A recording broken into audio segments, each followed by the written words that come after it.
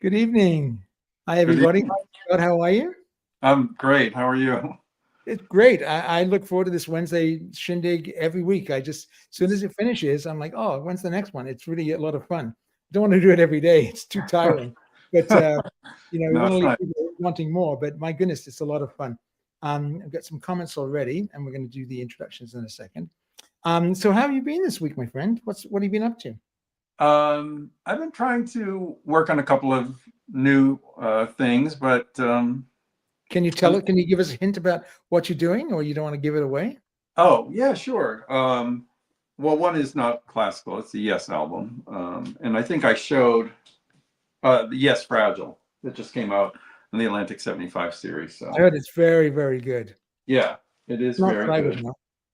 And I'm doing the. I think I mentioned that I'm going to get a 1S of this, and Interesting. I've got one of those to show tonight.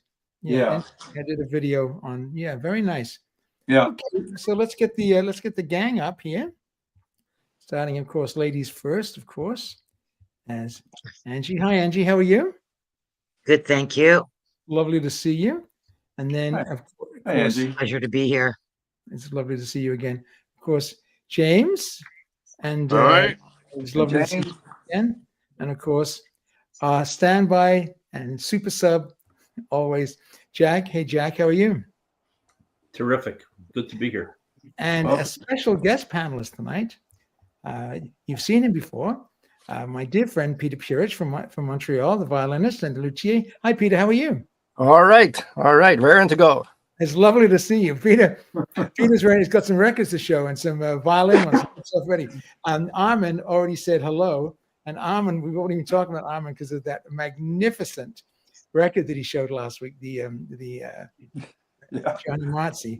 And I mean, Jim was all cock a hoop. Look at mine, Anthony, and it was great. And it was. They were wonderful. But then Armin comes in, Mr. Good Lucky from LA, bang, with that Motzi record. No, they're all good. But it was wonderful. So before we go into what's going on tonight, let's just go through some of the comments. Joey, of course. Hi, everybody. Hope you are well. It's the best night of the week. Let's go. It is, Joey. I'm agreeing with you. And Andrew from Oz and lovely Canberra. Hi, team. Looking forward to show question. Best Prokofiev 5. And is the coda hard to conduct? No, it's very easy to conduct. It's very hard to play for the violins and the viola. Oh, Pete, you got the expert right there. How hard is that, Pete? The end of Prokofiev 5. You must have played it 20 times. Yeah, and Prokofiev is always hard for me. It always doesn't matter what it is. But Jim, that viola part at the end, when the chord string quartet's going, having a mental fit. I remember seeing the Toronto Symphony, Andrew. I remember seeing the Toronto Symphony do it. He played it very well. But I remember looking at this little violist, the principal violist, name was Tang Li, and she was brilliant. I'm thinking, my goodness, when's she going? And she did. She went to LA principal. Now she's Chicago principal. But I remember seeing that for Coffee at 5. Yes, it's just two, and it's then just hang on to the end, and the orchestra don't even look at you. They don't need to look at you. You're up to there to look pretty, right? And that's it. So yeah, for Coffee at 5, great. And Scott, good evening, everyone. I hope everyone is doing well. And yes, I saw the photographs on Facebook today, Leanne. Your lovely photographs from the snowy Laurentians. Pete, don't you have a cottage in the Laurentians? Yep. About 100 kilometers northeast of Montreal. When was the last time you were there? Last week. So snow? Oh yeah, definitely. I go up there and shovel the snow. That's what you have children for, isn't it? To get the remote control and shovel snow. As long as I'm capable, I'll keep doing it. Yeah, that's no kidding. Still alive. Hi, Nick, the great Nick Fantazzi. Good evening, Nick. Scott, and also hi, Andy, James, Jack, and Peter. Nick is, I think Nick's in Boston, and I'm not sure what Nick does for a living. I'm not sure if he's a musician full time, but I know he's big into high-end audio and is very knowledgeable. And it's great to have you, Nick.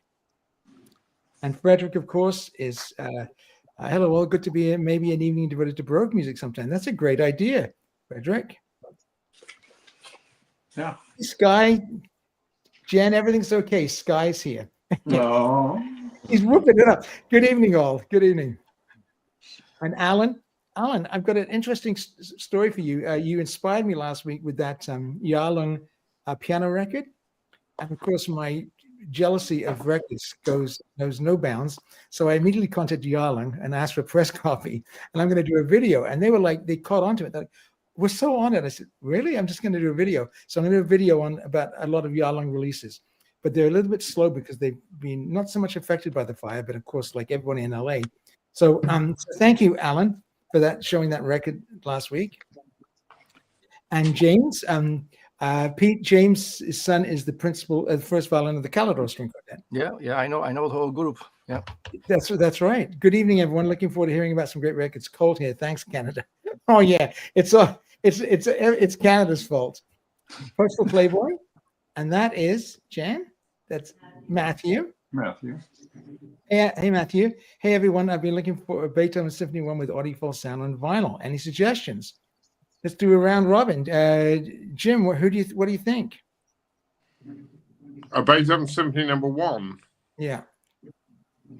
Pretty hard to get an individual. They're in sets, aren't they? Well, I have to say, one of my favourite, although it's the original Berlin film one, but the Cluten's Beethoven 1 and 2, I think are great. And they're very well recorded. And they're very well played. And they're worth looking at. What about anybody else have a recommendation? Pete, Beethoven 1? No, Audiophile? I think if you can buy the Rene Leibowitz Reader's Digest box, Scott did a great video on it. And there's cheap as chips, and they are wonderful. Kingsway. Yeah, that's what I was going to say. Kingsway, and you'll get a whole set. The other one is Schuricht. Is that on vinyl? Is that on vinyl? Yeah, I'll show it to you. Matthew's getting some love tonight. We're going to give him a load of Beethoven ones to get. The Klemperer is wonderful. I've got it, but it's expensive. Now, who was talking about the conducting? Oh, it was Andrew from Oz. Now that's hard to conduct. Not the last movement of Prokofiev. The last movement of Beethoven 1 is very, very difficult to conduct. You better know your subdivisions, and the violins better be looking at you. Have you played it? Pete? Beethoven. Oh yeah, actually, the Beethoven 1 was my conducting audition at the conservatoire. And this transition from the intro to da da da da dum bum ba dum. So the way he wrote it was da da da da ba ba, but everybody does da da da dum ba ba the pickup. So it's like a controversy, And I had one conducting teacher, and he was sort of leaning me towards the slow part, the slow way. And then when I did the audition, the other conductor, he just blew a gasket on that. Oh yeah, I was. Just caught in the middle between these guys, and was like, what to do? So yeah, it was fun. Most of them do on the G's, right? On the G's. Beautiful. I love Beethoven 1. It's a magnificent symphony. It's very hard. A lot of double notes. He just went crazy with the double, so it's very fatiguing on the arm if you're not in condition. So you got to be careful. And of course, it starts on a dominant seventh chord, which is very. I love that. You can show this for Matthew. Oh, yes. Let me just get you big there, buddy. Hang on one sec. Scott. These you can find, well, in the U.S., you can find them in thrift stores a lot. It's really good. Yeah, I think I've got that set. And Chesky released a lot of them on CDs that are very good too. Yeah, Matthew, that would be your best shot. As Jim says, the Claytons, which is Classics for Pleasure, cheapest chips. That one, Reader's Digest, you can get them all at Discogs, and I wouldn't pay more than $20 for them. And you're going to have 9 symphonies and 9 very good performances. Jim, weren't you on the Durati, on one of the Duratis, on his? Yeah, the 9. Yeah. Is that when he fell asleep? Yes. Oh, we've got a lot of conductors. And the slow movement, and what was his name? The leader of the RPO. Oh God, I can't remember his name now. I've got him playing La Cassini. He's wonderful. He sort of poked him. He poked him with his bow at a certain point. And anyway, he sort of came to. Cranberry Sauce says that's wonderful about the Yarlung. Thank you, and thank you, Alan. James says good choice. Um, yes, you're right, Nick. Scott did a fantastic video. There's Reader's Digest records. There's the Festival of Light Music, which is wonderful. Then there's the festival, Treasury of is it Treasury of Great? Treasury of Great Music. Yeah. Yeah, it's Dynagroove, but it's Dynagroove Light. Scott says. Yeah. I remember And of course- I did a lot of those Jeff Love, Manuel and the Music of the Mountains. Do you remember those on Reader's Digest? No.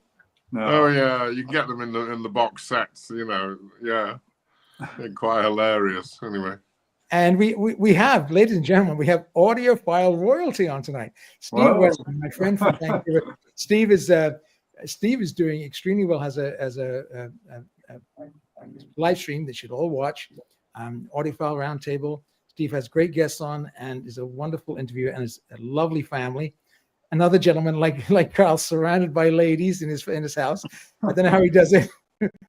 Anyway, Steve, it's great to hear from you. Hope you're doing really well. And Nick says, "Great, hi Steve, great show last night." There you go.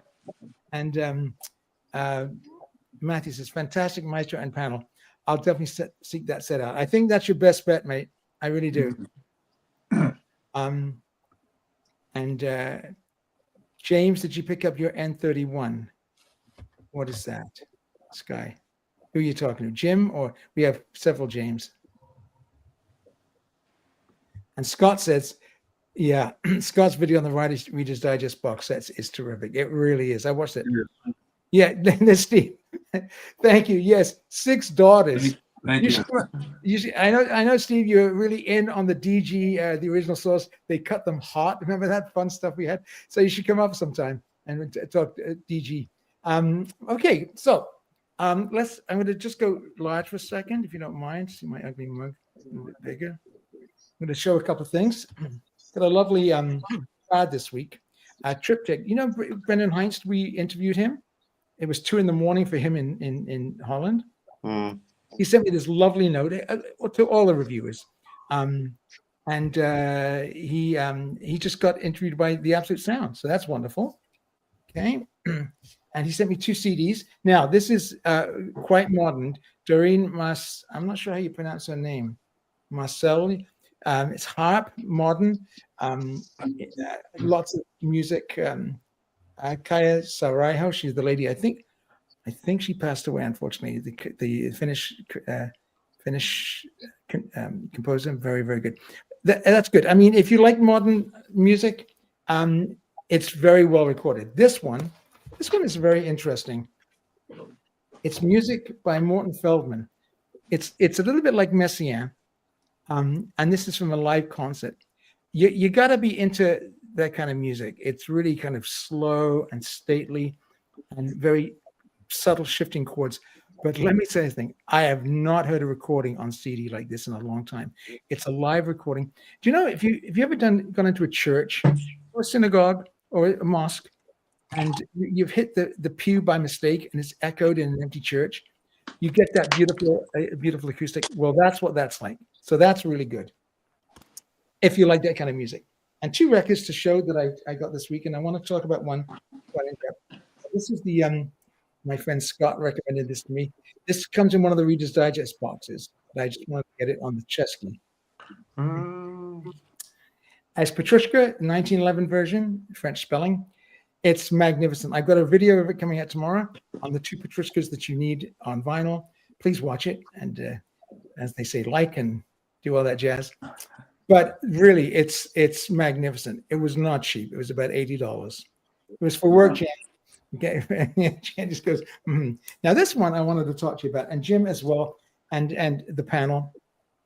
There's a fellow on YouTube who should remain nameless, who along with other people, to be fair, slagged this record off so badly. It's boring, it's horrible, it's ugly, it's stupid, and it is. I found it absolutely wonderful. It's like the Steely Dan UHQR of Pretzel Logic, which I was about the only guy that liked it, right? And everybody's like, but I think it's hey, with my new cartridge, it sounds good. Anyway, this was wonderful, and it was $7. The EMI, they're plentiful.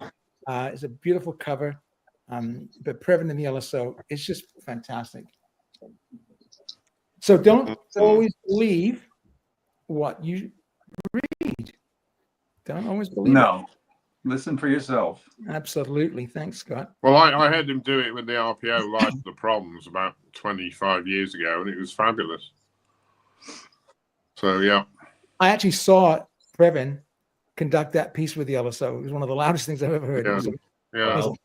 I'm just going to do some more comments here.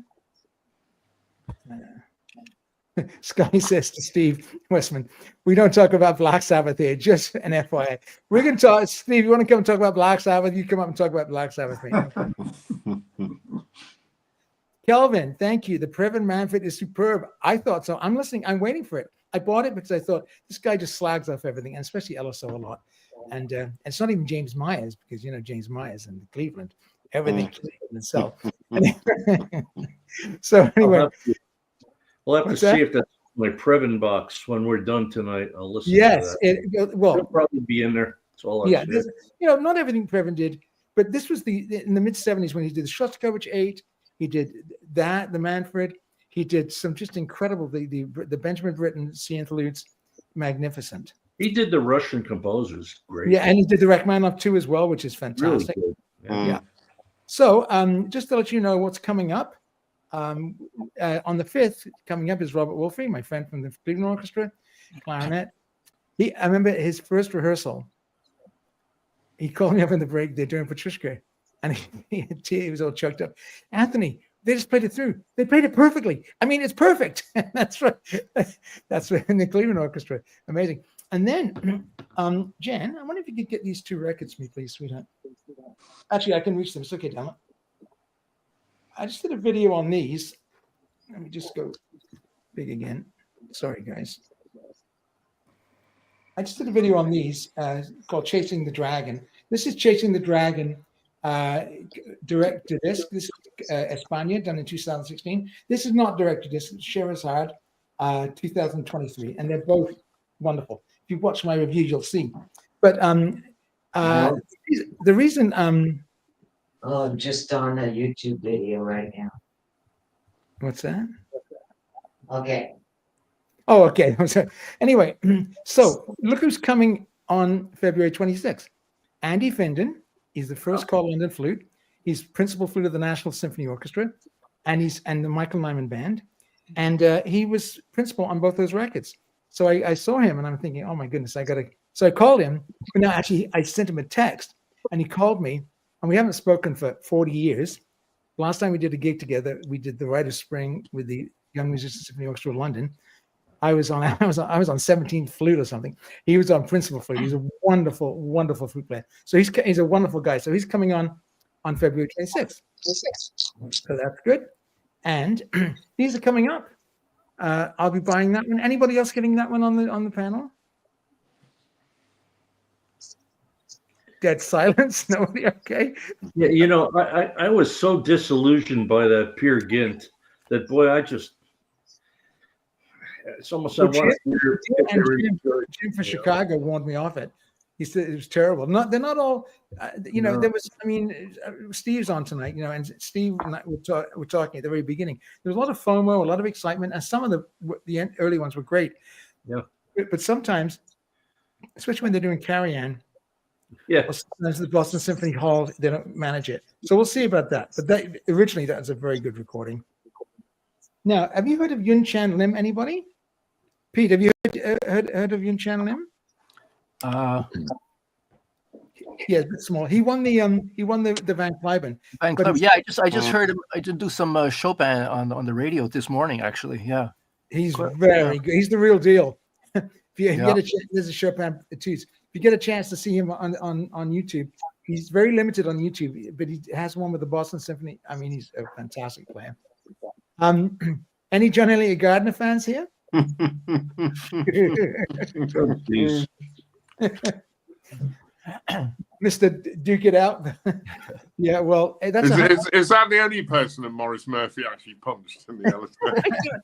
the poor man. I mean, he's in his 80s, and he had a big to-do on that stage and physically abused the singer.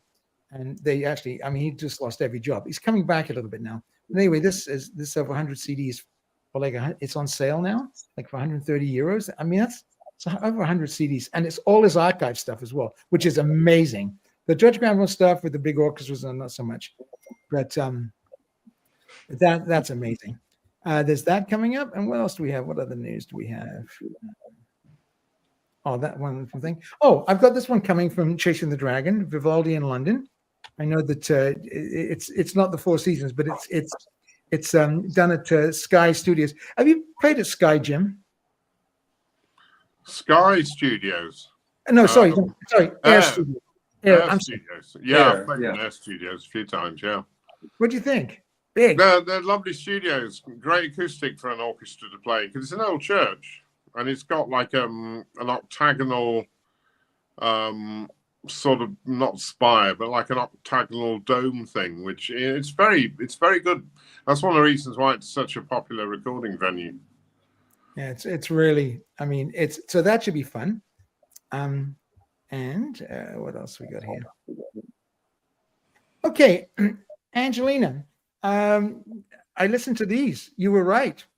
And I was talking to my friend Austin. I said, "Hey, Austin, what DAC are we going to be listening to today? And what stream?" He goes, "It's all on board. Everything. Room correction, DAC, streamer, 3 different amplifiers. I really enjoyed it. It was digital for sure, but it's wonderful. What do you think, Ange?" I think that it's showing what the future is going to be. It's going to be simple.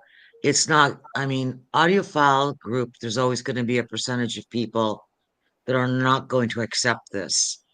The vast majority of the people will, only because that's all you're going to see in your home. And those who don't have a dedicated audio room are going to love this. And you will see more and more speaker manufacturers developing this. They may not have the streaming on board or the Bluetooth and all of that, but at least they will have the amplification on board. And you'll be able to still use your precious outboard DAC streamer preamp, of which there are so many good ones, and they are still going to be better than what's built in. But having said that, it's extraordinary because it's way beyond MP3. And look how many MP3 enthusiasts there were. So you've got something that's the future. It's the today and the future. What's the price? $40,000. I couldn't believe it. I mean, if That's remember, US. all the insides. By the way, on the video, Angie, I did say, my friend Angie Lacey in American Sound sells them as well. So if you're on the East Coast, don't come to Victoria, go there to buy them. I will tell you that all the electronics are by name. So you have that beautiful, clear name, powerful, beautiful, and they make fantastic streamers. I'm not a streaming guy, you know that, but they do make great streamers. So they've got all names inside Vocal, the Utopia drivers. I mean, it was fantastic. It's a good collaboration, and other companies will need to do that. So these people that I've been telling for the past 2, 3, 4 years, this is the future. They don't like to hear it because they're building amplifiers. And it's like, guys, marry up with somebody, a speaker, and build their amplifiers and do a unified front. Yeah. Absolutely. Yeah. That's great. Well, why fight it? Well, I think it was, I really enjoyed it. Let's do some more comments, then we'll go to some records. What do we got here? This is an interesting question. Andrew from Mars. I just watched the Debussy film today, the Ken Russell film with Oliver Reeder's Debussy. And that one too is absolutely wonderful. It's a BBC Monitor television show. It's on YouTube with Oliver Reeder's Debussy. And Andrew says, Anthony and James, and played Debussy flute, viola, and harp sonata. Have you played it, Jim? No, I've never played that. No. I've studied it. I've not played it. It's absolutely beautiful. And I will tell everybody who will listen to go buy Deutsche Grammophon. Yes, it's on the dream list because it's a great recording. The original Deutsche Grammophon with the Boston Symphony Chamber Players. So you're getting Burton Fine on viola and Ann Hobson on harp, and of course Dorio Anthony Dwyer on flute. And it's so beautiful. when you listen to the opening of that piece of music, you just realize Debussy was such a bloody genius. It's just amazing. So I've studied it, but I've not played it. It's very difficult. It looks at when you first start, oh, how difficult can this be? And then you think, oh God, it's typical Debussy. Jim, remember we played Jeu? It was the hardest dance we ever try to put the thing together. Have you ever played any Debussy, Peter? Actually, I coached this particular trio once, but I never performed. Tell us more. Tell us more. No, actually, Leo's writing a companion piece for flute, viola, and harp, so they can be played. Leo's his genius son. Sorry, Pete. Yeah, well, I've there's a sonata for violin, of course, and then the other orchestral works and the quartet. These are all wonderful pieces. Yeah. Oh wow. Where did you coach this one? I was actually National Youth Orchestra. There was a group playing it, and they asked me to help them out. Wonderful. Who was the flute player? Do you remember? I do not remember. It's a while ago now. Yeah. Loki Tio, another some more royalty from England. We've heard he's very wealthy. Maybe Loki can buy those speakers off Yanj. I heard he's got a few shekels, as they say. And Frederick says the Vivaldi in London is excellent. Good, because it cost me about $100. Paul's a violinist. Work. Paul's a violinist who was played at Salzburg, and he said the Tilson Thomas Tchaikovsky. It's famous. I'm hoping they do a good job because the performances. Tilson Thomas's Boston recordings, all those early ones, the Ruggles, Sun Treader, the one I have on the dream list, the Image. It is what. Sorry, I know, Andrew. It's your from Oz. It's your ID, but the photograph, the Rite of Spring. It's the best played Rite of Spring on record. It's just the worst recorded one on record. It's terrible. Tech. Angie says they won't put vacuum tubes in a speaker like that. Oh, yes, they will. Yeah, you don't ever say. I know something. And they will. Okay. Not Focal themselves, but there will be speakers that will do that. James says, sounds like a good idea, but you send the speaker back when the amp goes. James, you're such a cynic. If you fell in love with the LSO like me early on, you'd be much more happier in life. It's just because you follow that orchestra, that Cleveland orchestra. Joey said 100-year-old piano virtuoso Ruth Slinchiska. Let's get Scott to pronounce that. I have her record, but I know you do. We'll tell the pronunciation story in a minute, Scott. Okay. The last surviving pupil of Rachmaninoff. Isn't that wonderful? Slenzinska. No? I'm not sure, bud. Not sure. Slenzinska. Angie, can you read that, Ange? Yep, Angie, I see you will be an exponent. Yes, sir. Looking forward to seeing you there again in April. Can you tell us a little bit about rhythm? Well, I'll tell you something.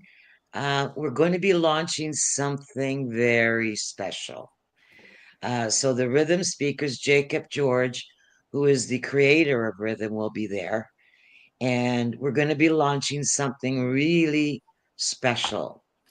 And of course, we'll have a room with the other models and fine-tuning our current lineup, which will have trickled down from the new piece that we're launching. Fabulous. Scott says, I got my focals at Salvation Army, but not sure I see those utopias there anytime soon. Yeah, that's the problem. There's lots of focals, but the utopias are the one. I remember Angie she took the dog out for a walk with Jan, and I was laying on the floor in her basement with the grand utopias, the $150,000 massive ones, and she put on a CD, Dvorak Ninth Symphony from the Rudolfinum in Prague. Have you played that, Pete? The Rudolfinum? Have you? In Prague, no. Jim, you must have played there. No, not Prague. No. But I felt like I was what are they called? Levitated. It was unbelievable. one of the most amazing audio experiences of my life. Anyway, let's go. I'm going to put Peter Larch, and Pete's going to show some records. And okay, so solo there. There you go, Pete. So take it away, my friend. Okay. Well, well, first let me just we were just talking about Oh, look at that. Leo's pochette here. He made that? Yeah. It's Wow. curly maple on the back. So what is that? When you say pochette? Yeah, so a pochette violin was it's a smaller violin that, as you see, it's more narrow, and this is actually it's his own design because there were different sizes and stuff. It was came even smaller. It was, you put it in the pocket of your coat, and was used by the dance masters when they would go teach dancing to the people, and they needed some music, so they would be able to pull this out of their jacket, with a very short bow, and just play the dance tunes. So it was called a pochette. Totally cool. Yeah, and so this one, it's got a little pickup here, a 1/4-inch jack, so you can amplify it and Oh my have a God. good. Yeah, there's a piezo pickup inside. But anyway, yeah, very nice. Douglas fir top, solid. It's actually solid maple. The sides and the back are actually one solid piece. This is not the way you would normally make this instrument, but he decided to go with that, and it's fun. It's fun. It's very good. He's looking forward to making another one soon. That's amazing. Yeah.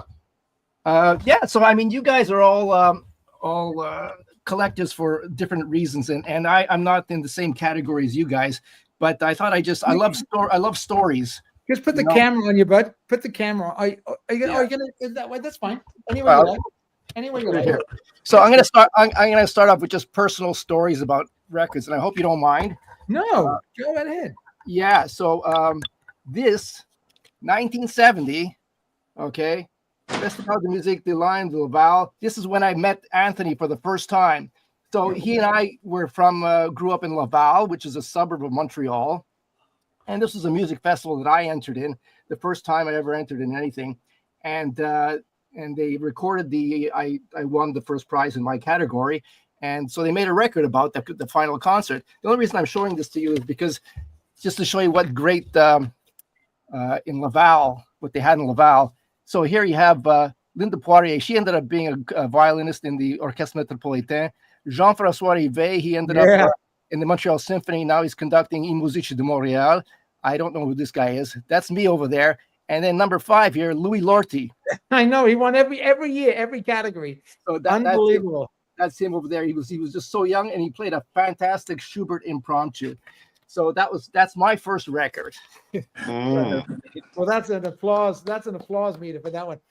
I remember that, Pete. Remember we used to go to the festival, the Laval Festival, and Louis Lorty won every year, every category. Oh yeah.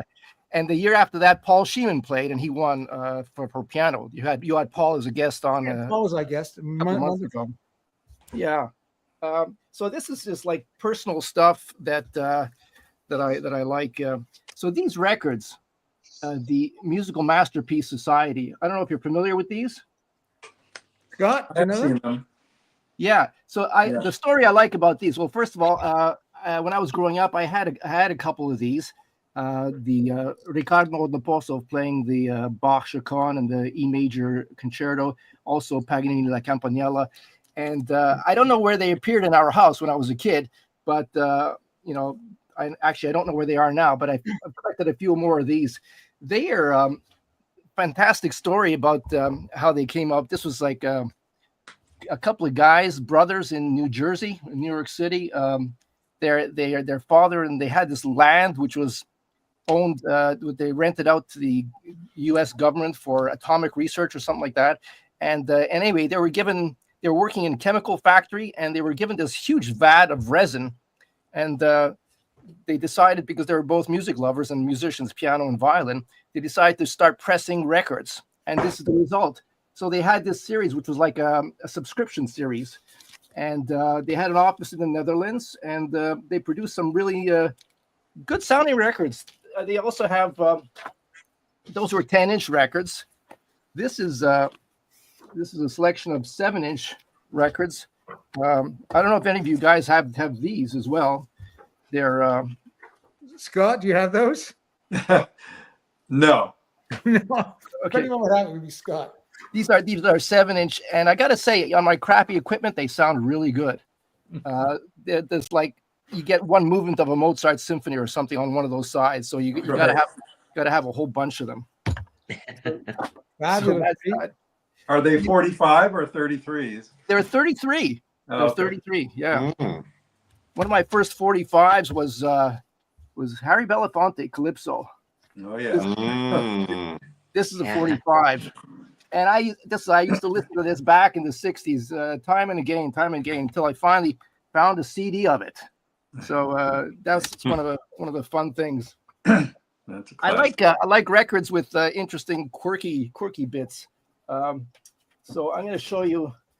I told you last time I wasn't necessarily a Heifetz fan, but quirky is really good. So here's Heifetz playing the Bach double concerto, but playing both parts. At the same Wow. time? Well, they No, did some. miracle. Yeah, they did some. And you see, Franz Waxman was the conductor here. Wow. Franz Waxman, Yeah. who That's an unusual one. Wow. Yeah. That is. That may be worth something. yeah, I have no idea. But anyway, it's for Thomas Beecham for the Mozart concerto. So that's like I said, I'm not a Heifetz fan, but it's a quirky, and actually, I kind of like his Bach, especially the second movement. It's really nice, and for some reason, it's really good. Now, speaking of Heifetz, the Decca Masters, this I picked up for one piece. It's got a whole bunch of encore pieces, and the reason why I picked this one was because he plays White Christmas by Irving Berlin. Really? Yeah. So what happened? Like back in I think 1942, there was like a musician strike, or nobody was recording in 1942 until they got an agreement, and the 1942 I think was Heifetz, Decca finally made an agreement. It was the first company. So Heifetz was recording with Victor before, then he switched over to Decca because they got the agreement, and so he started making records. And this is just tons of his pieces, his arrangements of Gershwin tunes and other encore pieces. But I really was interested in White Christmas because that's an oddball thing. And I really like the way he plays White Christmas. Now, White Christmas, of course, Irving Berlin, it was written for the movie Holiday Inn. And then later on, Bing Crosby was singing it in White Christmas. And I don't know if you can see here, but on track, so that's track 25, track 26 and 27, Bing Crosby sings. So this is a quirky. You can't do that these days. You can't have a duet with Bing Crosby because he's dead. So this is and it's really great stuff for Heifetz if you like Heifetz and the encore pieces. Joey wants that CD. Another interesting record that I've got is this one. Okay, getting back to Hollywood. So, oh yeah, I don't know if you remember Ephraim Zimbalist Jr. from the FBI show every Friday night on TV. It's Family Curtis Institute. Yeah, so Ephraim Zimbalist, the senior, he married Alma Gluck, and they created the Curtis Institute.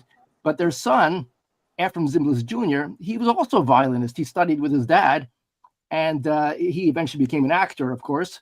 And but I never knew that. I just knew him as the FBI guy on TV until I finally saw this. So this record is a violin sonata written by Ephraim Zimbalist Sr. and a violin sonata written by his son Ephraim Zimbalist Jr. Wow! And it's played. So this is a family connection, and it's played by Philip Frank, violinist who studied with Ephraim Zimbalist at Curtis, and Bernard Frank, Philip's brother. So I love all these connections in the film, in the recording. Now it was done in Toronto, and it's a direct to disc. Oh wow! So that's you all know about a direct to disc. I don't have to explain it to you. That's when there's no tape. You have to perform it as it is, boom, from beginning to end. No edits, no adjusting sound. It gets carved into the master right away. The quality is really good. No tape hiss and stuff like that. And so there's a nice explanation, a lot of pictures about the Zimbalist and the Franks. And just as a final personal note, down here I noticed photography for this jacket was done by Arnold Matthews. And you don't know that, but Arnold Matthews was the photographer of the National Youth Orchestra when I went there first in 1978. And I was into photography too, so I became his assistant. And he taught me a whole bunch about color photography and lighting and exposure and stuff like that, so much that the following couple of years, the NYO hired me as their photographer. So that was really fun. We used to be developing slides in his bathtub at the residence. It was really fun. So that was it for that. Yeah, let me... Also, when I was at National Youth Orchestra, there was the first year there was a violin coach, Albert Pratz. Oh, and Victor Pelbro, good conductor. Yeah, so Albert Pratt's Canadian violinist. I'll bring that out here. What he plays on here is the Violin Concerto No. 3 by Max Bruch. So most often you hear the Violin Concerto No. 1. This is probably the first recording of that concerto. Can you show us the label, Pete? Can you take the record out and show us the label? Sure. It's a CBC. Oh, CBC. Oh, yeah, regular CBC. Yeah. Nice. Yeah. So let's see. I'm not sure what year this was. Let me see. 1977. Yeah. I heard a performance on the radio once, and somebody else of the third Bruch concerto. It's been recorded several times since. I think it was Salvatore Accardo, and they stated that was the first recording, but it was post-dated. This is I think this is the first ever recording of the third Bruch concerto. So and it's very good. I actually studied a bit with one of his students for a while. Cool. Oh yeah, quirky. This is really interesting. So, Paganini Violin Concerto, played by Ivry Gitlis. Oh, he just died. You just died? Yeah, he was at 98 or something. Yeah. But at that time, he was really a great violinist. The interesting thing about this recording is that you probably know, Jim, that it's actually the accompaniment is redone by Fritz Kreisler. Right. Yeah. And it's sort of Wagnerian. So Paganini accompaniments are basically like arrangements of guitar accompaniment. Yeah. Check. But I started to listen to this. I said, "What is this? This is not Paganini. It sounded like Wagner or something like that." But then I said, I looked it up, and it's kind of hard to find. But it's sort of done. He didn't do I don't think he did the whole concerto. He just did the first movement. And it's sort of like a standalone piece, the Kreisler accompaniment. If you look for it, you might find this guy over here, Bronislav Gimpel, also recorded it. And here you have this recording, Ivry Gitlis himself playing the Tchaikovsky. But this is another version, and it's the same the Kreisler arrangement. Cool. So I like these. I like the quirkiness. Very interesting records, Pete. Yeah. I said I was going to offer you a Bach suggestion. Rachel Barton Pine. The Bach solo sonatas and partitas.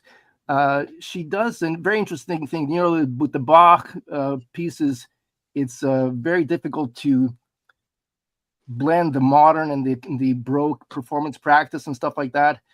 She manages to really find that balance. She's got a lovely Guarneri del Gesù, which actually sounds good, and she uses a Baroque bow, and really sort of finds that balance between bringing out the counterpoint of the pieces without being overly light, but at the same time really bringing out the resonance of the modern sound that we expect. It's not like Marzi, with the Marzi recording, you probably get a lot of that sort of organ sound approach to the interpretation.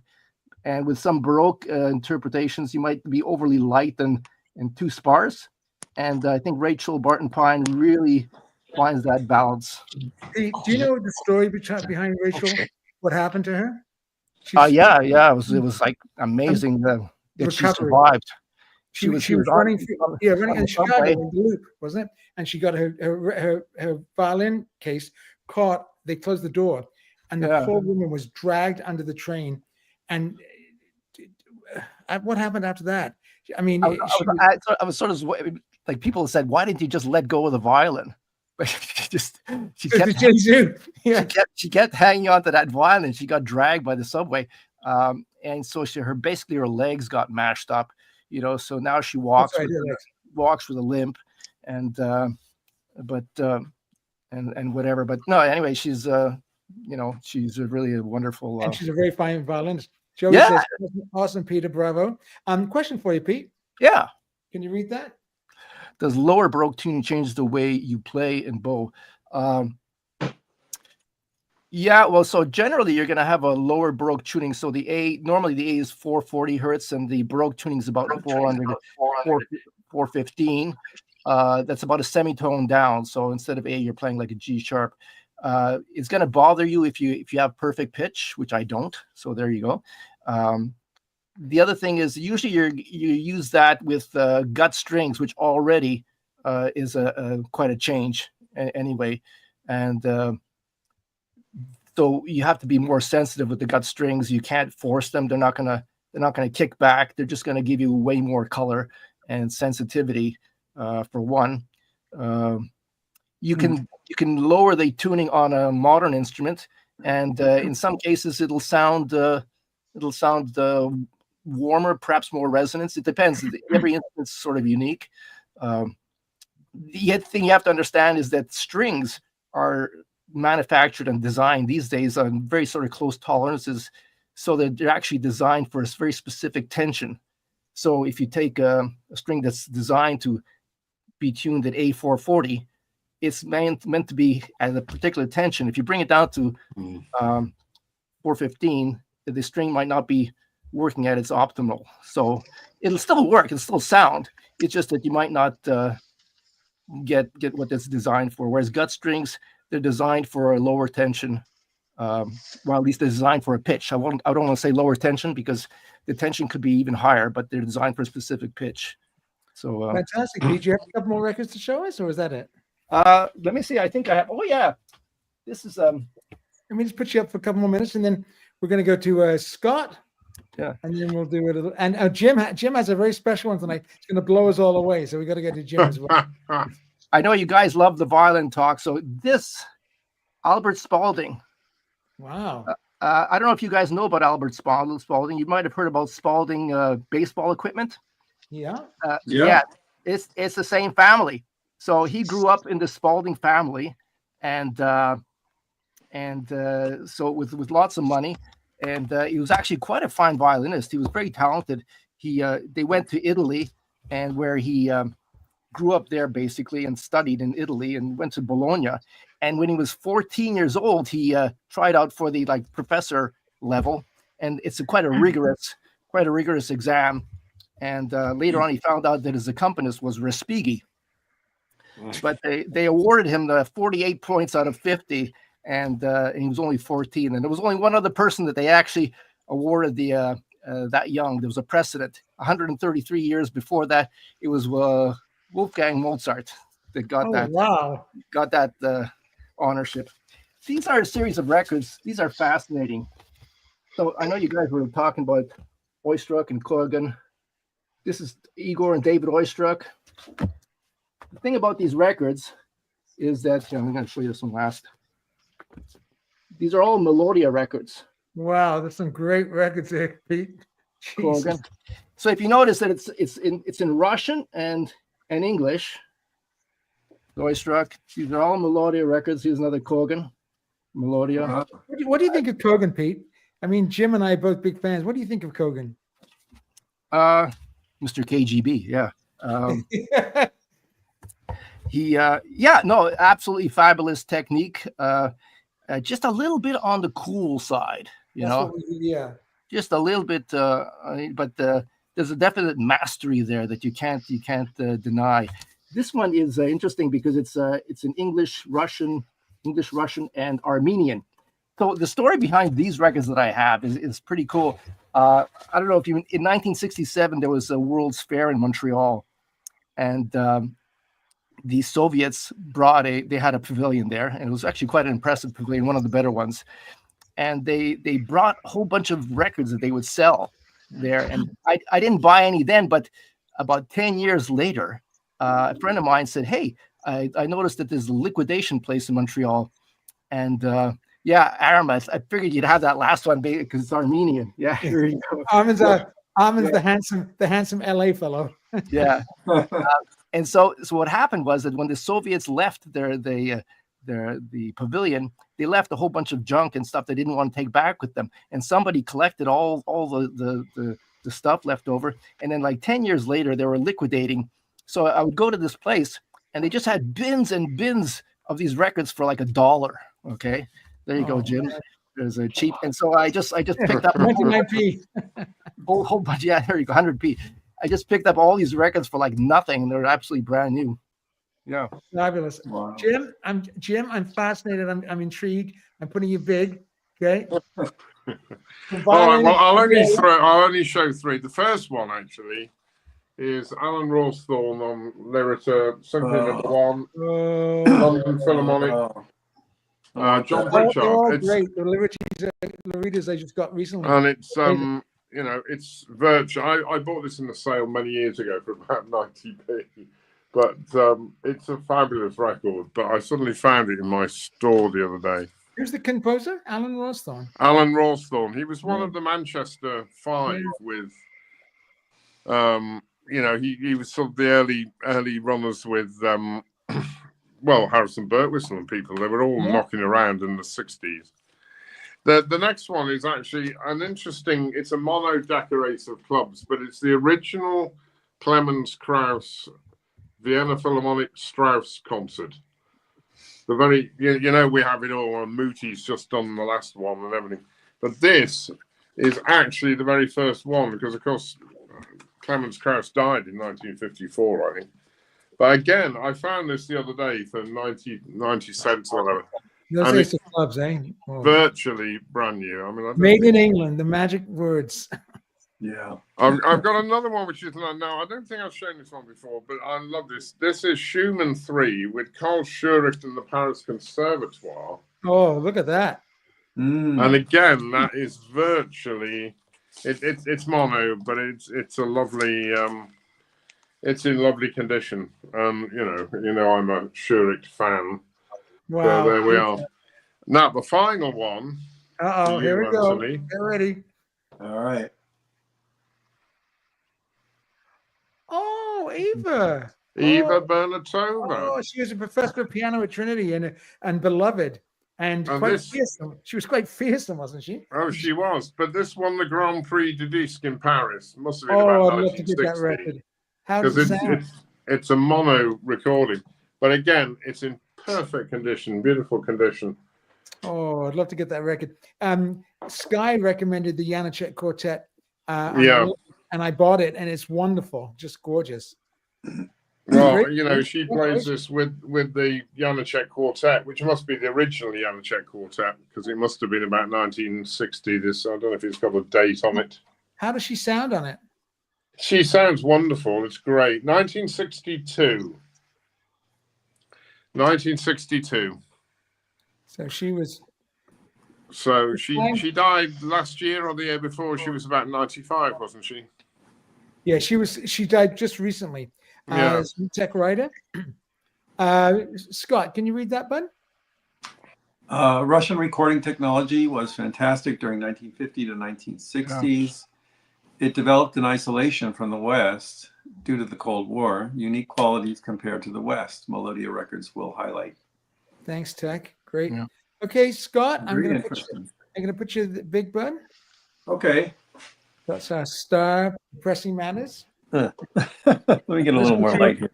We're getting the full. We have a full 9 people tonight. Great. Hey, Alan, I'll get back to you in a second, mate. I'm just going to just go Scott Big solo. Okay. First, I want to show a Christmas present that came from Jack. This. Oh, Jack. I was missing this in my collection, and as soon as he showed it and he said, "Does anyone want?" I said, "Yeah, me." I really love it. It is a little different than the originals, so I have the originals here too. So what they did was take one track from this. They took Rodeo. These were really good audiophile grade recordings, engineered by David Hancock. I think he did the Rachmaninoff symphonic dances too. Oh yeah, that's fantastic. So in this, they took the Holiday Symphony, the 4th of July, and Thanksgiving. So there was 4 pieces on this. So that was a nice present. Thank you so much to Jack for that. Great, Jack. Beautiful. And when I was down in the Vox section, you guys probably know these boxes, but they're around. They're easy, they're wonderful actually. Both of them were. That's the repress, right? That's the original. This is the original box, yeah. Skorovichevsky. Oh yeah. Yeah, the complete box and. Stanislav Skorovichevsky. Skorovichevsky. Yeah. Or is Jim? What do the English orchestral players call him? Oh, Mr. Skorovichevsky. Yeah, I'm not. Oh, that's right. Why? It's him. Yeah. I'm not going to. Why did they call him that?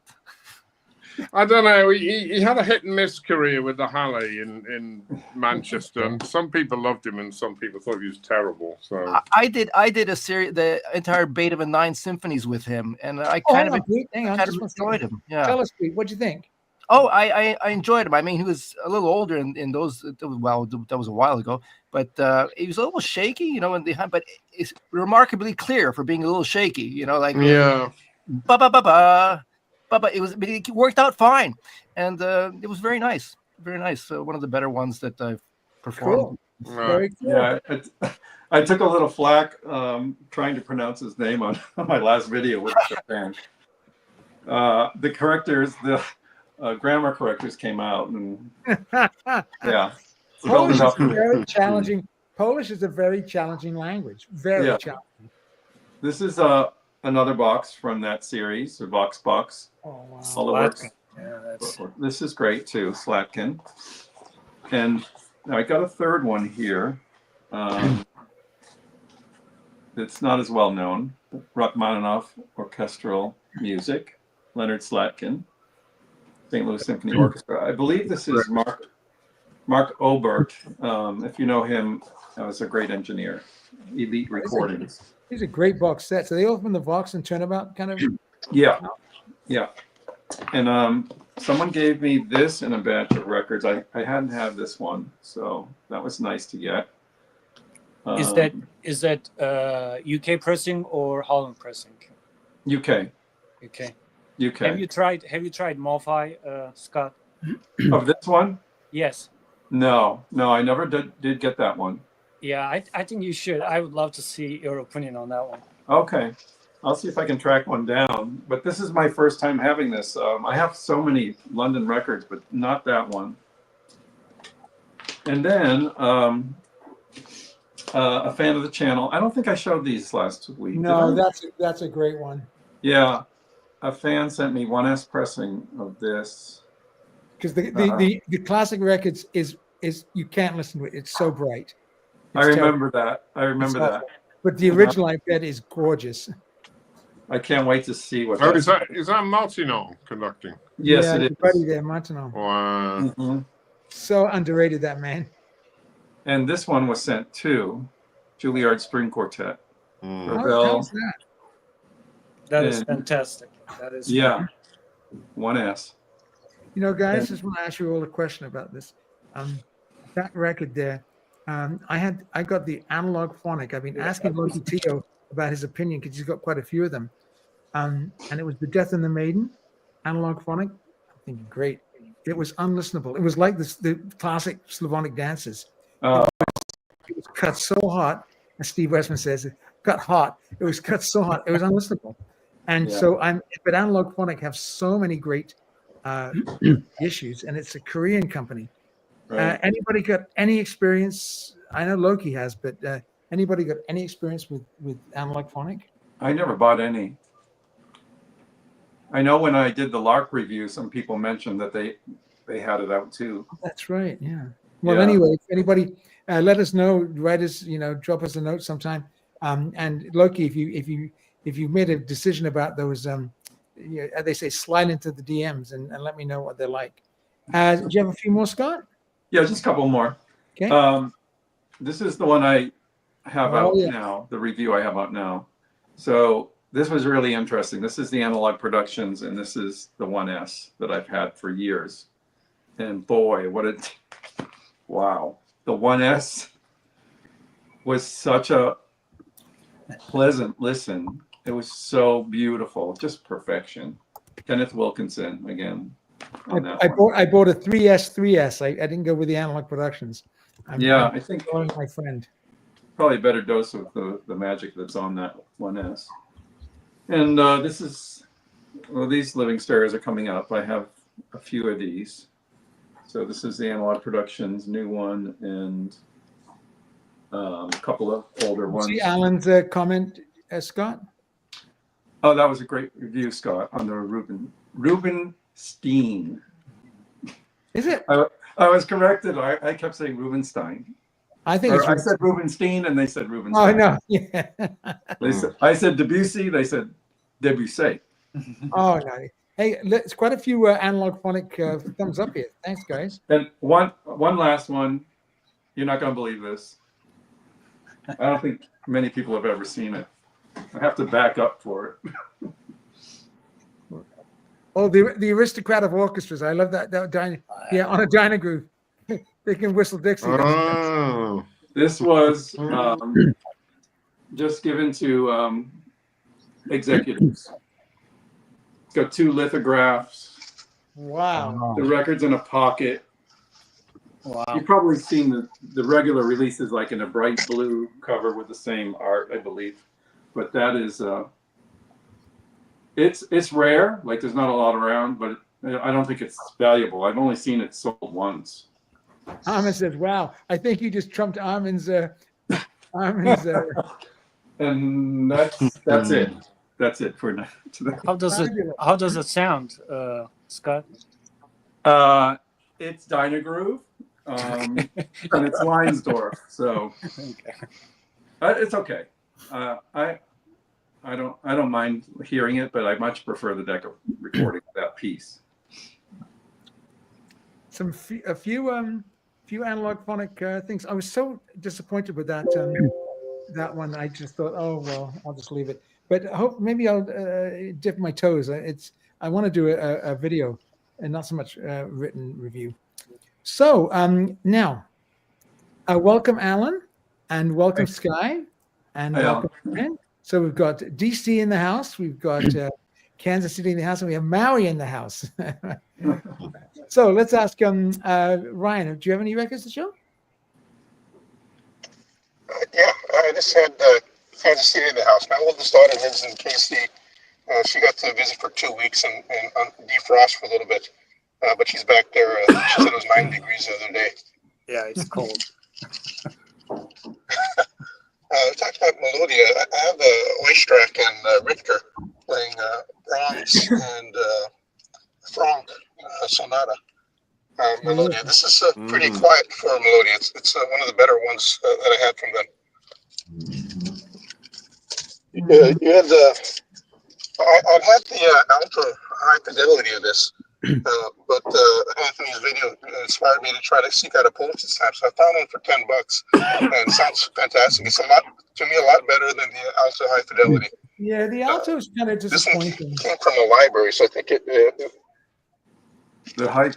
Yeah, this is really quite good. Some altos are okay, but this one, the original, is really spectacular. Yeah, I only have the high Q of that. Oh God, stay away from the high Q. Oh yeah. Oh yeah, Scott, you have that right, bud? This is a Mercury.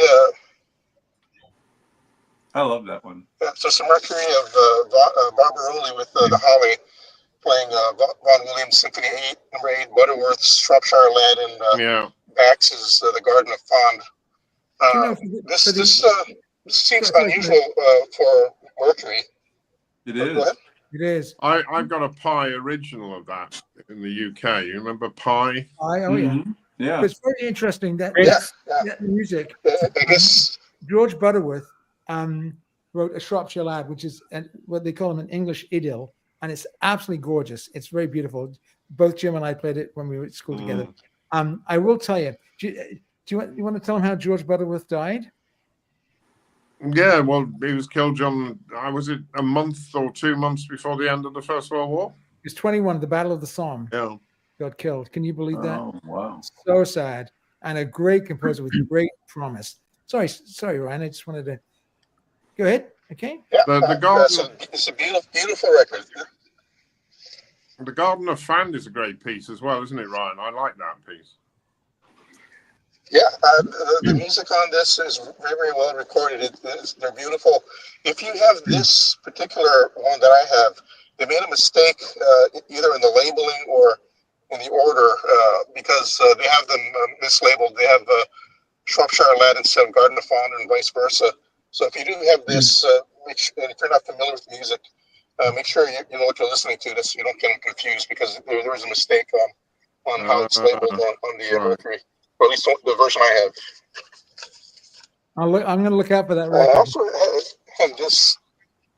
It sounds fantastic. You should seek out a copy. You have this. This is Byron Janis playing Prokofiev number 3. Yeah. Oh, that looks Yeah, amazing. it's great. I love all those. Yeah, I have 2 of them. I can send you one. This is Rostropovich in Britain playing Schubert and Schumann and ABC. They're originally. Gorgeous This record. is Jubilees. This is a little bit later. A little later version. I was reading about Rostropovich.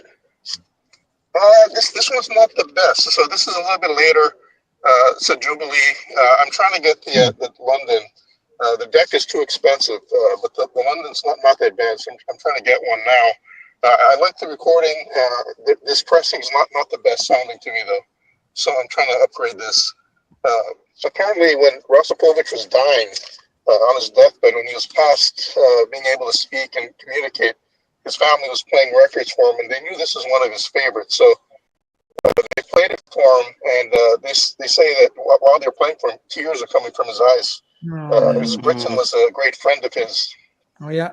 And this is one of their best recordings together. I've been reading a autobiography by his Rostropovich's wife. By Rostropovich's wife, Galina Vizhnevskaya, when she talked about their friendship in the 60s. Well, she was in the It's KGB, and he quite wasn't. a relationship they had. Great. She was in the KGB, and he wasn't. Well, I got on a lift with Rostropovich once. Have I told you this, Anthony? No, tell us. I got on a lift at the Prince of Wales Hotel in Kensington about 1978. And this guy gets in the lift with a very tall, statuesque woman, blonde hair, fur coat, carrying a cello case. And I looked at the blonde woman first, and then I looked down at this rather shorter man, and it was Rostropovich.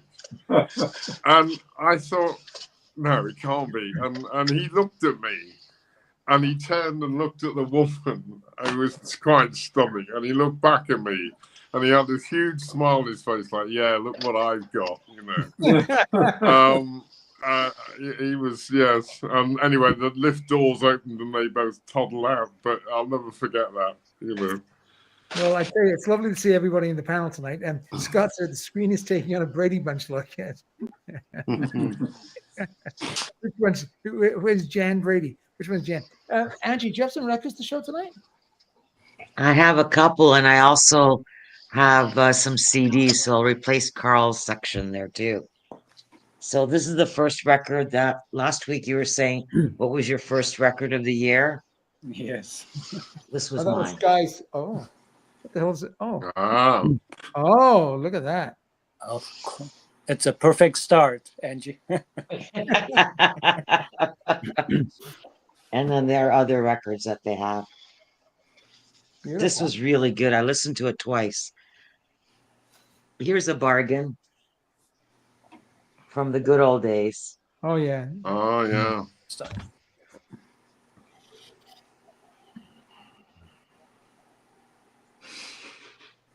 Oh, Yeah. what? Oh, Rubenstein, Rubenstein, and there's the Yes. aristocrat of orchestras again. Boston Symphony. Yeah. James Myers, what do you think about that? They're the aristocrat of American orchestras. Oh, that's beautiful. Oh, nice. Look at that face. Oh my God. Unbelievable. Has that a anybody box? seen the new Callous film? Not yet. No. No, not yet. No. In the Peter Gallery? Excuse me, the Macadamia Gallery? It's on my queue, but not yet. Have you, Right. James? No, I haven't. No, I'm waiting for it to. Oh, Jim, were you on that with Durati in the film? Dorati with the new one. No, no. No, well, come on. It is, You got this? No, that's I amazing. don't have that one. No. What label is that, Ange? Turnabout. Yeah. It's Turnabout. Wow, Scott knows it. Do you have that, Scott? No, I don't. Interesting. I'd love to Interesting. hear it. Yeah, me too. Okay, your package is getting bigger and bigger every week. I'll send it to you. So now for CDs. Let's see how this CDs. Oh, here. That's I mean, it's so beautifully played. Kanuskanaka, What? the Nutcracker. Oh. Nadia Elena Sonnenberg. She had a real career going. Pete, do you know her playing? Oh yeah, yeah. It was quite sort of flamboyant and different, maybe a little messy, but yeah, she had a bit of a rocket sort of to fame. She did, didn't she? Please just hold that up a little bit. Oh, water lily, beautiful. It's a water lily, yeah. Mm. I've got some of their water lily records as well. Oh, the records are fantastic. They are. Oh, Sheffield Labs, oh, Lines Door. Oh, yeah. Yeah, this is on LP as well. Yeah, the director, this famous one. Yeah. Mm-hmm. This is a Chesky, another good label. I love their CDs. They're beautiful. That's from the Reader's Digest series. And this is one that that you did a review on, except it's a CD. Yeah. Oh yeah. Instead of The an LP. LP. It's the best LP I've ever heard. I mean, I've never. Yeah. It's Yeah. remarkable. We used to use this a lot for demonstration Oh. in the 80s. And would you show There's the a Dorian label. So it's Scott- labels I'm showing you maybe. Beautiful Dorian. Scott, do you have that that Malcolm Arnold record? I don't. Oh, you need to get that, my friend. Yeah. It's available at the In Groove, and it's not too much. It's not too expensive. It's really good. Yeah. I'm going to get that for sure. Here's the reference. Mm-hmm. Oh, look at that. That's Thomas Jefferson, isn't it? Yeah. So there are great CDs out there. Oh, it's So certainly- Sure. if you can't find the record, I got two from Triptych this week. Amazing. Those Dorian CDs are really nice. and the Clavier record, this is phenomenal. That's we have that on record. Oh yeah. I mean, the CD's dynamics is like through the basement. Yeah. It just goes right through the floor. Mm. And this is Telarc. Oh, I've never seen that one. No, I haven't either. Oh, Very nice. great collection, Angie. My God. Thank you. And my last CD, which is a Decca. Oh, that's good. So the violins have a little bit of a problem with that piece in the last movement. And Leanne is taking notes. All right. There's one other label that you should get into. You know, the Connoisseur Society. Yes. I'm just gonna hide this for a minute. Oh yeah. This is amazing. Carl's show you a working few tonight, more. Joey. He's got Let a me lot show a of few stuff. more of theirs.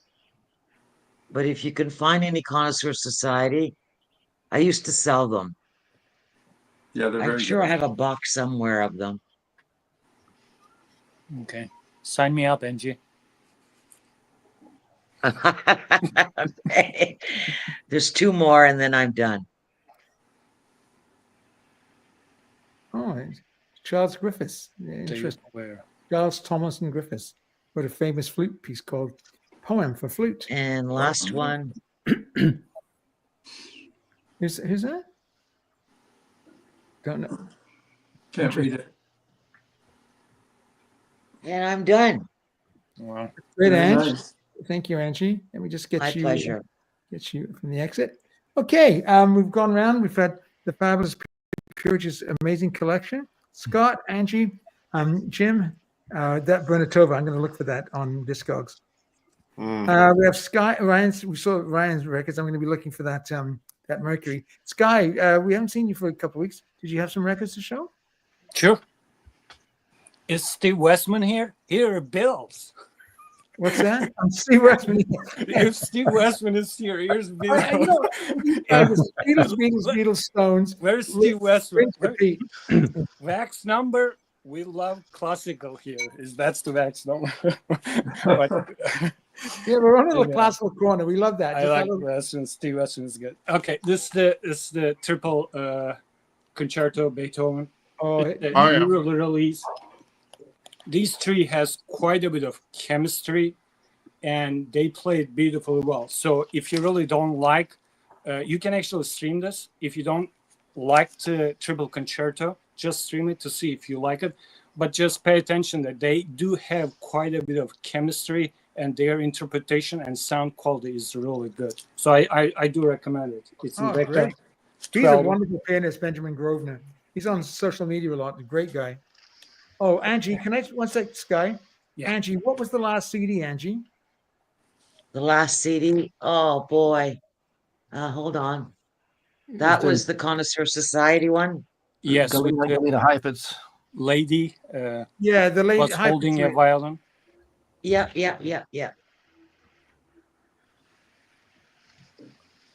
Oh, And boy. check right. It says the original clavier issue of Le Cid Massenet sounds phenomenal. There's a speaker. Got it. That Oh, let one. me, hang on. Let me get you big for a second, Ange. Then she can see it. Got it there, kiddo. Okay. All right. Back to Sky. Galina Heifetz. This is the Vienna Philharmonic Quartet. So they are doing number 20 and number 22. Thank you. Now, again, this is one of the first things I actually heard in 2025, and it's fantastic. I do recommend it.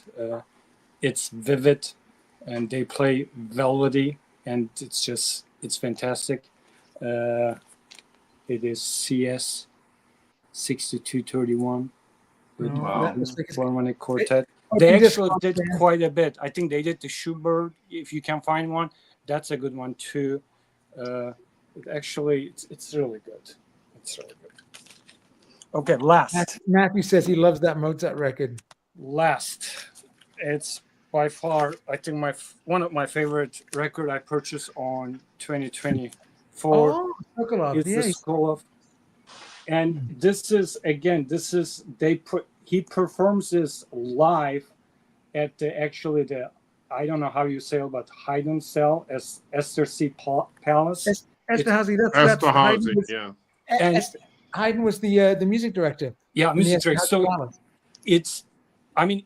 his playing is so flowery and so velvety, and it is a live concert, so you really hear the coughings, but it goes great with a bourbon or a glass of wine. It is fantastic. Get this. I think it's I believe 2 sets. It's a fantastic album. It's a 2-album set. He plays the Haydn, Schubert, Encores. Chopin. His playing is really. He's a master, isn't he? Beautiful. it's- Great. Thanks, That's Guy. good. Amazing. Okay, Jack, did you have a record to show tonight or two? Yeah, I got a couple. Let's see. I'll be quick here. I can see the time is going, and we need to get. Friend. Jack, Jan came up to you. The producer came up to me and said, "Don't forget Jack." So I'm looking out for you, Jack. Jan, This is Sky some was new- holding everything. This is a really interesting record, and it really sounds terrific. Well, that's coming out on the new one. Oh, it is. Yeah, the original source. Well, again, I'm so skeptical of them now. I don't know. I shouldn't be that way, but But I bet you that sounds great. The original. Fear Git was so disappointing. It really was. Let's see, Jim. Tell me about this. You know anything about this? It's really good. I mean, it's well done. Yeah. Played well. Well, it's early Elgar. I mean, he wrote them in the 1890s, before he wrote the Enigma. And the Ulster Orchestra in Bryden Thompson was a Scottish conductor who did he's done a lot of good Bach symphonies. And yeah, no, they're good though. That's a Chandos, is it? It is. It is. Yeah. Luckily, it's great. Yeah, no, it's a great. They were a good partnership, Bryden Thompson, the Ulster Orchestra. Yeah, it's nice music. It's kind of overlooked a little bit from what we know Elgar for. Speaking of Elgar, this is on the Arabesque recordings. Oh, nice. All the great record companies are coming out. Oh, yeah. Charlie Groves. It's a fantastic sounding record. Jim's played any Charlie Groves. Yeah. But Groves does a good job at Liverpool, How does it sound? Anthony, I missed that. How does it sound? It's great. It's fantastic. Well, they recorded a lot of those originally on the sort of Decca Phase 4 thing, didn't they? Or was it? So I don't know whether they've re-engineered it. Yeah. And then, I'll keep these two for next week. I just want to talk about one more classical recording that if you don't have, you need to buy. Oh, yeah, I've got it. Yeah. Fantastic. So this is available on 33 and 45. This is recorded in 1951. And when you hear this, it'll sound like it was recorded yesterday. Yeah. You can hear the air going over the reeds. It's Duke Ellington's guys, Harry Carney and Gonzalez and Prokop. But it is an unbelievable record. It is available both in 33 and 45. Yeah. I'm not a big proponent of 45. I have it in 45 as well as the 33. And it actually sounds a little better in 45. But it is unbelievable. I'd say it's one of the top 10 most great sounding records I own. And it's mono. And it's mono. 1951. It was in the same studio, I think, as Kind of Blue is done. That the West 30th Street studio. Just unbelievable. If you don't own this, folks, buy it. And don't get it on. I don't even think it's on CD. The vinyl is unbelievable. It's amazing. Thanks, Jack. Amazing. Got a few minutes. No, you can actually order that from Analog Productions. It's one of their best sellings. It used to be. It's in stock.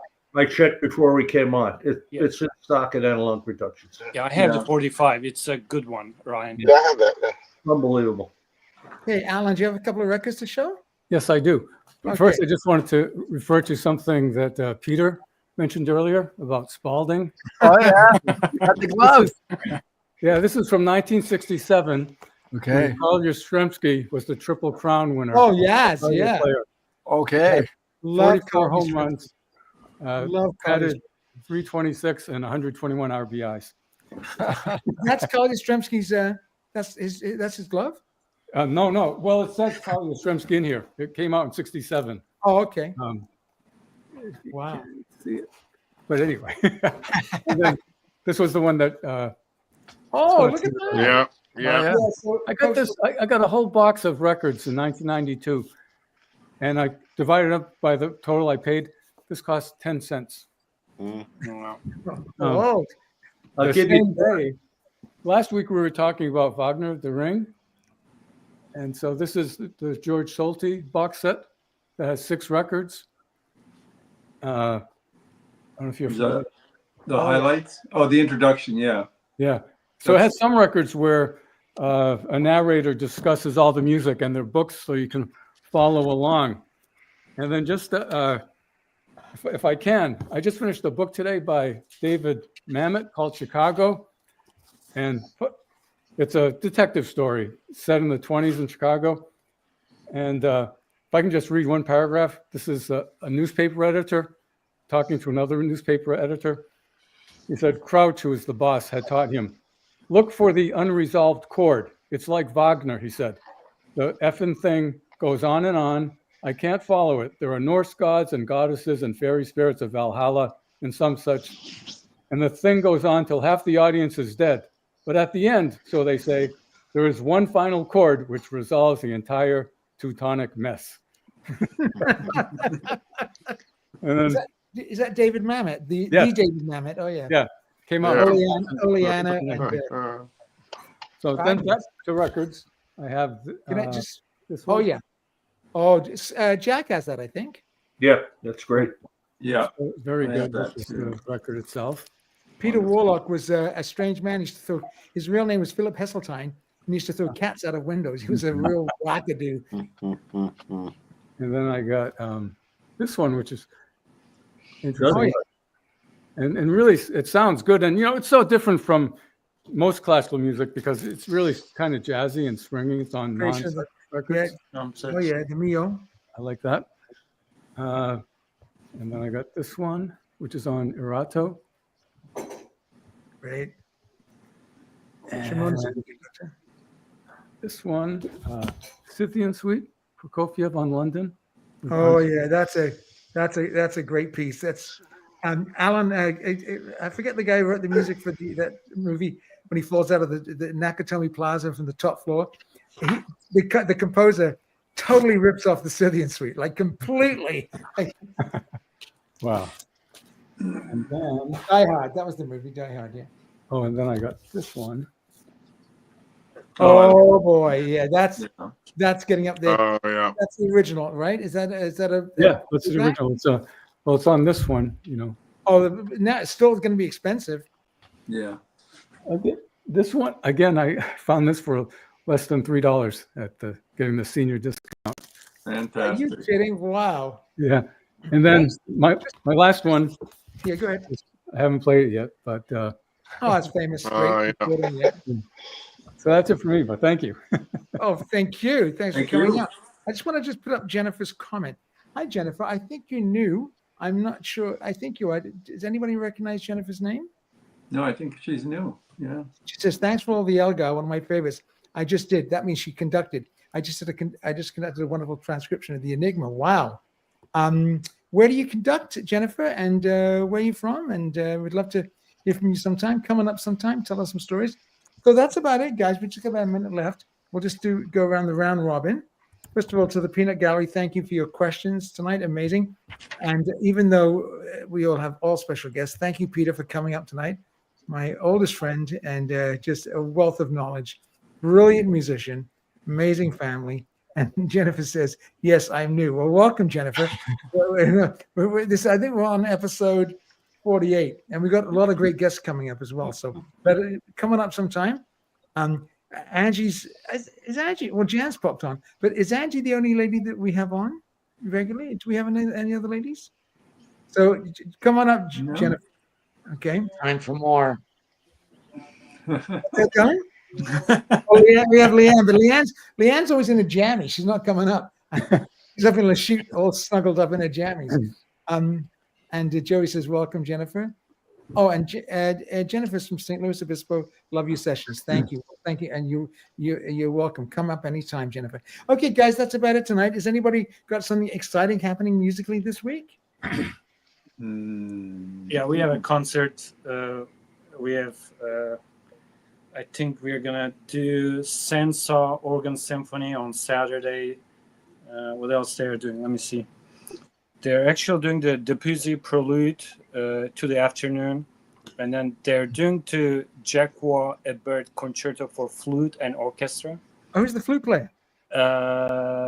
Flute player is Emmanuel Pahud. Oh, he's Berlin Phil. Okay. Do me a favor. He can't do it in one breath. Okay. At the beginning of La Première d'une Faune, stand up Okay. and yell at the top of your voice, "Hey, buddy, Do it in one breath, okay? And then sit down quickly. See what happens. Actually, when Emmanuel plays La Comédie d'une Faune, every time we look and he takes a big breath, which makes my day because it's very hard. I remember practicing it. And Gareth Davis, who's been, I guess, on the show, as you know, from the Yellow Soul, and he was playing on the television once and played it beautifully. And Jan looked at me and she said, Anthony, why can't you play that piece in one breath like that nice man on the television? So I was like, pissed off. I grabbed the flute, went downstairs, and I practiced for like 3 hours. And I had it down. Of course, it was pathetic, but I managed it in one breath. But it's very difficult. So when you listen to La Comédie d'une Faune, listen to see if he takes a breath. I'm sure he will. Anyway, guys, thank you so much, Pete especially, and of course Ryan, Sky, and Alan for coming up. Angie, we love you. Thanks so much for your amazing records. My incredible co-host Scott, maker of the best videos around. I've got a video coming up tomorrow, Scott. If you get a chance to watch it, my 2 favorite final Firebirds. You don't need Petrushkas. You don't need any other ones. They're really good. And Scott kind of put me on the lead to one. Jim, okay. Give our best to Clara. Hope she's feeling better soon. Will do. Yeah. Jack, as always, hope it's not too snowy in Tennessee. No, not till next week. Great. Okay, stick around for the after party if you want to stick around for a minute. Everybody, have a great week. And no guests next week, lots of records. And we'll get to building a library, the Chopin Preludes, I promise you. Right. I'm sorry. Okay, thanks a lot, everybody. Have a good week. Thank you. Thanks. Thank you.